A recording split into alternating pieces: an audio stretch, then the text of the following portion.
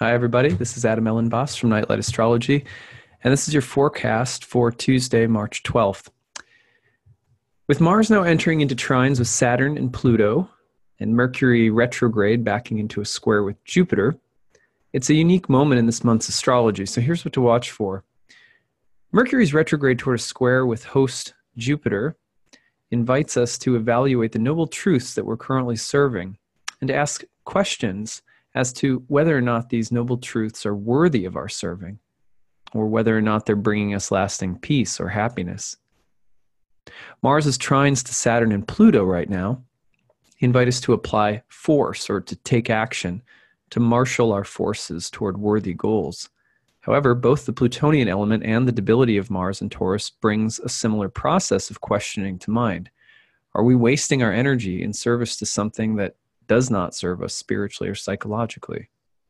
Are we pushing the boulder up the hill only to watch it roll back down over and over again? Mars and Taurus will sometimes work or assert itself on behalf of something that looks or sounds good but is secretly quite selfish. Mars and Taurus trine Pluto and Capricorn will sometimes plot its own selfish trajectory, one selfish but nice-looking, sounding step at a time. For example, think of the way in which politicians gearing up for the 2020 election will start to posture themselves, seek out important photo opportunities, when the bottom line is the quest to be powerful or to be successful or to accomplish an agenda. Now, some of this is inevitable. It's part of the reality of the world that we should have to work carefully and politically to achieve worthy goals. But to know the worthiness of a cause internally, we have to sit with it, observe, contemplate, digest, question. Through this process, we begin to triangulate in on the truth. As one of my teachers likes to say, this starts to win over our hearts. The truth is that we can't give ourselves to something unless we've finally invested our heart in it, our minds, our best reasoning. This can only lead us so far. Eventually, we give our heart to something. The intellect may know that something is good, may appreciate or even be aroused by the truth on some level, but when the heart moves towards something, it's a different experience. It looks different. It feels different. We can tell the heart is moving toward truth of a higher order because there's going to be less of us and our selfish interests, less posturing, less politic, less dressing ourselves up in the costume of the good. When the heart is in something, there's a lot less posturing required. Goals are accomplished without the need for so many photo ops. Spiritual realization, depth, beauty, intelligence shine forth of their own accord. The difference between the light of the soul and the effulgent mirages of goodness found in the world is that the mirages of goodness found in the world constantly point back to themselves, saying, "Look at how good, beautiful, true, devoted, holy I am."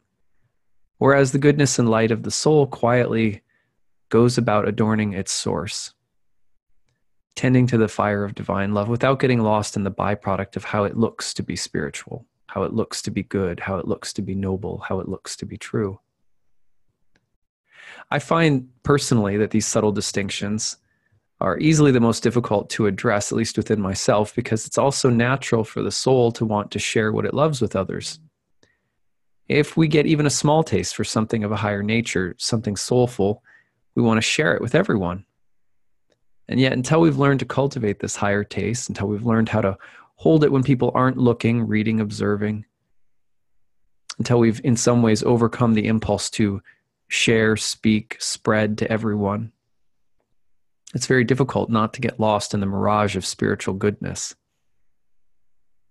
Until we've learned to love divinity more than we love the way divinity makes me feel, which is very difficult because divinity does make us feel good.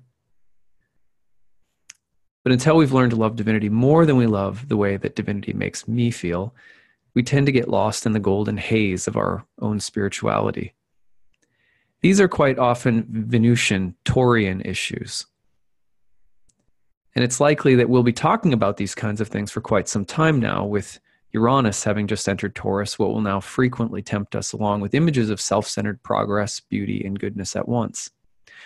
But coming back to today's astrology, right now with Mercury square to Jupiter and Mars going into trines with Saturn and Pluto, We should contemplate who and what we're following.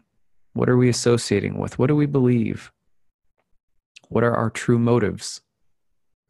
And by doing so, we can marshal our forces and apply our energy to the things that really matter. We can come to a deeper level of honesty and apply our energy to the things that actually move our heart. Prayer for the day. O heart of our hearts, be our quiet goodness. Be our unseen mover.